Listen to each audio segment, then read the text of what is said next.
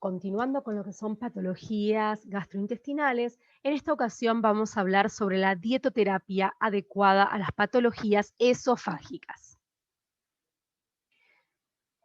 Cuando hablamos del esófago tenemos que referirnos, por un lado, a los síndromes esofágicos, que hay síndromes que son sintomáticos y otros síndromes con lesión de mucosa.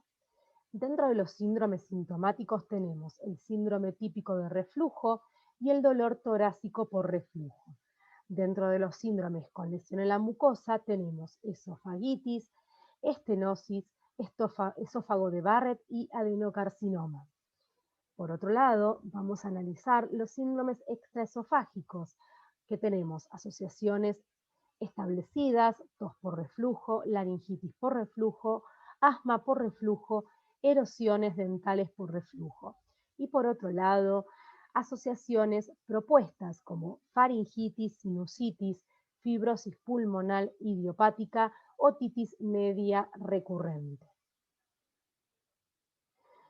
Vamos a centrarnos en el reflujo gastroesofágico. El ERGE o enfermedad de reflujo gastroesofágico consiste en una regurgitación del contenido gástrico, o sea, ácido, hacia el estómago. Los síntomas más frecuentes son la pirosis, es decir, una sensación de acidez que el paciente refiere como que asciende, que sube. Y puede ocurrir en pacientes con o sin hernia de hiato, colon irritable o tras cirugía gastroesofágica. Las consecuencias del reflujo crónico son esofagitis, hemorragia, úlceras, fibrosis, estenosis, epitelio de Barrett y cáncer. Existen ciertos factores que están involucrados en el reflujo gastroesofágico, entre ellos los factores ambientales como el sobrepeso y la obesidad, hábitos alimentarios incorrectos, falta de actividad física regular y el tabaquismo.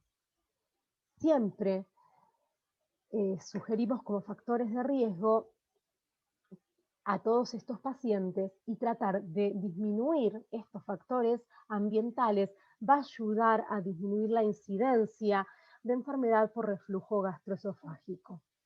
Sin embargo, el rol patogénico exacto de estos factores aún es objeto de debate y su necesidad de modificación todavía genera controversia. Sin embargo, mejorar la calidad de vida, como hablábamos anteriormente, va a favorecer al paciente en muchos aspectos de su salud, más allá del reflujo gastroesofágico. Hay ciertas situaciones que favorecen el reflujo, como la obesidad y el embarazo. En ambos casos, la prominencia del abdomen puede generar una presión hacia arriba por parte del diafragma, lo que va a facilitar el retorno del alimento hacia el esófago. A su vez, el síndrome de intestino irritable, la constipación, la bulimia, la estenosis pilórica y el uso prolongado de sonda nasogástrica también pueden favorecer las situaciones de reflujo. ¿Qué pasa con el reflujo gastroesofágico y el alcohol? Varios estudios han analizado que tanto el alcohol como el café pueden tener incidencia sobre el reflujo gastroesofágico, mientras que algunos autores sugieren al alcohol como un factor de riesgo independiente para el desarrollo de síntomas asociados a la enfermedad por reflujo gastroesofágico. Otros autores no encontraron ninguna relación. En cuanto al alcohol y el tabaquismo, tienen un efecto tóxico directo sobre la mucosa esofágica y por lo tanto también podrían disminuir la presión del esfínter esofágico inferior, lo cual generaría una prolongación en tiempo del vaciamiento gástrico. ¿Cómo vamos a encarar el tratamiento dietoterápico de estos pacientes? El objetivo que nos vamos a plantear es disminuir la irritación esofágica, aumentar la presión del esfínter esofágico inferior, disminuir la presión intragástrica y favorecer la evacuación gástrica.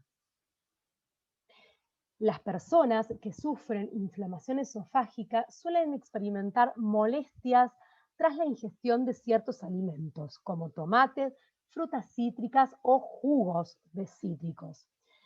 Estos alimentos no son capaces de disminuir la presión del esfínter esofágico inferior, pero ejercen un efecto irritante directo sobre la mucosa que ya se encuentra inflamada en estos pacientes. Y lo mismo ocurre con los condimentos picantes. Por lo tanto, vamos a tratar de evitar estos alimentos para pacientes con enfermedad por reflujo gastroesofágico. Se va a recomendar al paciente lograr un peso corporal deseable y poder mantenerlo en el tiempo, evitar las comidas copiosas. Si se requieren calorías adicionales, realizar colaciones a media mañana y media tarde para evitar las grandes ingestas de alimentos. Evitar consumo de colaciones o alimentos al menos 2 o 3 horas antes de acostarse. Es decir, que la última comida el paciente tiene que realizarla entre 2 o 3 horas antes de irse a dormir, para asegurarse de esa manera una digestión completa, una evacuación completa del estómago y evitar las situaciones de reflujo que se van a ver favorecidas por la posición al acostarse. Evitar o limitar la ingesta de alimentos o bebidas capaces de relajar el esfínter esofágico inferior. ¿Qué alimentos son capaces de relajar este esfínter? Aquellos alimentos con elevado contenido de grasa, como frituras, carnes grasas, manteca, margarina, crema de leche y aceites. También el chocolate, la menta, el ajo, la cebolla y las bebidas alcohólicas. Evitar o limitar la ingesta de alimentos y bebidas que puedan irritar o lesionar la mucosa esofágica, bebidas carbonatadas, cítricos y sus jugos, café, ya sea normal o descafeinado, especies como la pimienta, derivados del tomate, alimentos muy calientes o muy fríos. Se va a tratar de estimular la ingesta de alimentos que no disminuyan la presión del esfínter esofágico inferior, como por ejemplo proteínas con bajo contenido de grasa, como lácteos descremados, leches descremadas o 0%, quesos y yogures light, carnes magras. Se van a preferir hidratos de carbono a predominio complejo con bajo contenido de grasa, como pan, cereales, galletitas de bajo tenor graso, pastas, papa, arroz, vegetales y frutas. En cuanto a la propuesta creciente del panel internacional de expertos, se determinó un nuevo algoritmo para el manejo de la enfermedad por reflujo gastroesofágico, donde recomienda controlar factores ambientales. Entre ellos, el tamaño de la porción, es decir, evitar comer grandes volúmenes de comida en cada una de las comidas del día. La duración de la comida es otro factor importante, es decir, comer despacio para que el alimento no llegue todo junto de manera brusca al estómago. No acostarse hasta después de comer, es decir, tratar de esperar 2 horas o 3 horas antes de acostarse. Adoptar una posición con la cabeza semi levantada al momento de acostarse sería otra manera que beneficiaría evitar el reflujo gastroesofágico. No fumar, no consumir bebidas alcohólicas, no consumir comidas muy condimentadas, evitar el consumo de comidas ricas en grasas y es fundamental realizar actividad física de manera regular. Con esto finalizamos este tema y la presentación. Muchas gracias.